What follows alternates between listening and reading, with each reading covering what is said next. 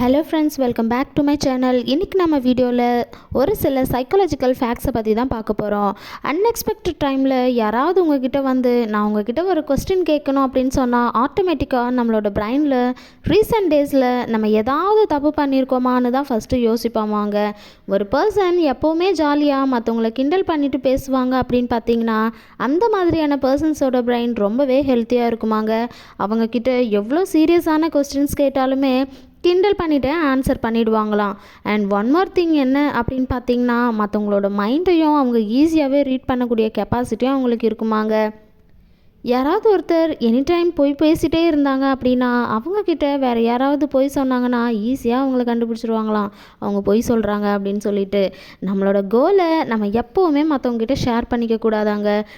If suppose அவங்க share பண்ணுறாங்க அப்படின்னா கண்டிப்பாக அவங்களோட கோலை சீக்கிரமாகவே அச்சீவ் பண்ணுறதுக்கான அந்த சான்சஸுமே கம்மியாயிருமாங்க. நம்ம நினைப்போம், ஒரு சிலர்லாம் யோசிப்பாங்க ஒரே டைமில் நிறைய ஒர்க்கையும் நம்ம பண்ணி முடிச்சிடணும் அப்படின்னு சொல்லிட்டு. பட் நம்மளால் கண்டிப்பாக பர்ஃபெக்டாக அந்த ஒர்க்கை கம்ப்ளீட் பண்ணவே முடியாதான். இதுக்கு என்ன ரீசன் அப்படின்னு கேட்டிங்கன்னா, நம்மளோட கான்சன்ட்ரேஷனை ஏதாவது ஒரு ஒர்க்கில் தாங்க இன்வால்மெண்ட்டோடு செய்ய முடியுங்களா. அப்படி இல்லாமல் செய்தோம் அப்படின்னு கேட்டிங்கன்னா அந்த மல்டி டாஸ்கிங்ன்ற பேரில் அந்த ஒர்க்கை சொதப்புறதுக்கும் சான்சஸ் இருக்காங்க. இப்போ நான் சொன்ன விஷயங்கள் உங்களுக்கு பிடிச்சிருந்தது அப்படின்னா வீடியோக்கு ஒரு லைக் பண்ணிவிட்டு நம்ம சேனலை சப்ஸ்கிரைப் பண்ணாதவங்க சப்ஸ்கிரைப் பண்ணிவிடுங்க. கூடவே இருக்கக்கூடிய பெல் ஐக்கானையும் கிளிக் பண்ணிக்கோங்க. அப்போ தான் நான் போடக்கூடிய இன்ட்ரெஸ்டிங்கான வீடியோஸோட நோட்டிஃபிகேஷன் உங்களுக்கு வரும். தேங்க்யூ ஃபார் வாட்சிங்.